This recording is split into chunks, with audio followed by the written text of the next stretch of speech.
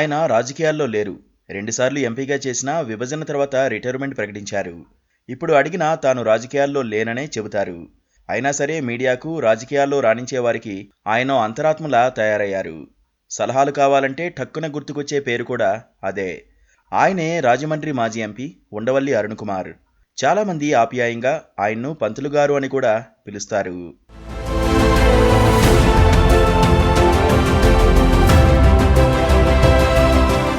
YS Rajasekhar రెడ్డికి KVP అంతరాత్మ.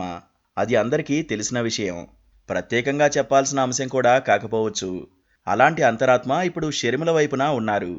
ఆమెకు ఏపీసీసీ అధ్యక్ష పదవి రావడం వెనుక ఎంతో కొంత కేవీపీ గాలి వీచిందని కూడా చెబుతారు.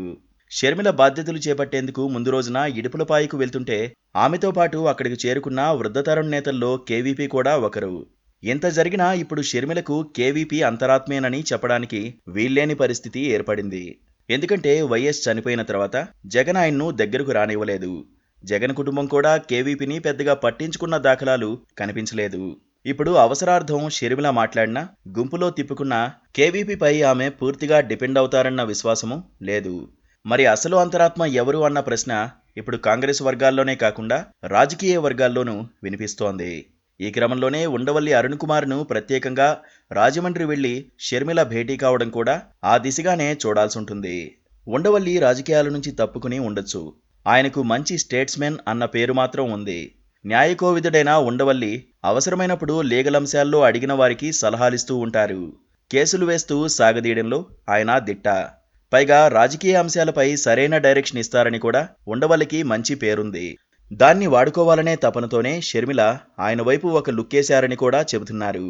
పైగా ఇప్పటికే షర్మిలకు ఉండవల్లి ఒక కీలక సలహా ఇచ్చారని పొలిటికల్ వర్గాల్లో టాక్ నడుస్తోంది. రాజకీయాలపై పూర్తి అవగాహన ఉన్న మాజీ నాయకుడు ఉండవల్లి. ఆయనలో ఉన్నది కాంగ్రెస్ రక్తం. వైఎస్ అంటే ఒంటి నిండా అభిమానం. అందుకే షర్మిలతో భేటీకి ఆయన వెంటనే అంగీకరించారు. అంతకంటే ముందే షర్మిల ఆయనతో మాట్లాడినట్లు, సలహాలు పొందినట్లు కూడా వార్తలు వస్తున్నాయి. కొన్ని కీలకాంశాల్లో ముందు జాగ్రత్తలు చెప్పినట్లు కూడా తెలుస్తోంది. చంద్రబాబును ఎంతైనా తిట్టు, పవన్ కళ్యాణ్ జోలికి మాత్రం వెళ్లొద్దని ఉండవల్లి సలహా ఇచ్చారట. ఇలాంటి సలహా కేవీపీ కూడా ఇవ్వలేదని చెబుతున్నారు. షర్మిల ఆలోచించుకుంటే ఉండవల్లి చెప్పింది కరెక్టే అని అనిపించింది. పవన్ కళ్యాణ్ను విమర్శిస్తే ఆయన అనుచరులను రెచ్చగొట్టినట్లవుతుందని, వాళ్ళు టీడీపీ బ్యాచ్ కంటే డేంజరస్ అని ఆమె గుర్తించారు. దాంతో ఇప్పుడు మాట్లాడేటప్పుడు ఆలోచించి ఆచితూచి అడుగులు వేశారు. ఉండవల్లి అంకుల్ మంచి సలహానే ఇచ్చారని ఆమె పొంగిపోతున్నారు. సమీప భవిష్యత్తులో ఏం జరుగుతుందో కూడా ఉండవల్లి అంచనా వేయగలరు. దాన్ని బట్టి సలహాలు ఇవ్వగలరు. అందుకే నిత్యం టచ్లో ఉండేందుకు వీలుగా షర్మిల ఆయనతో ఓసారి భేటీ అయి వచ్చారు.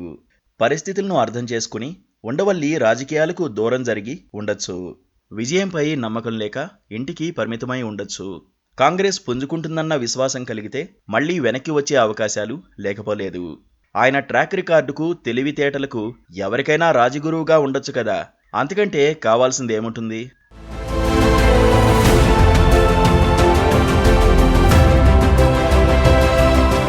Please subscribe to KTV Telugu. KTV Telugu. KTV Telugu. KTV Telugu. KTV Telugu. KTV Telugu channel.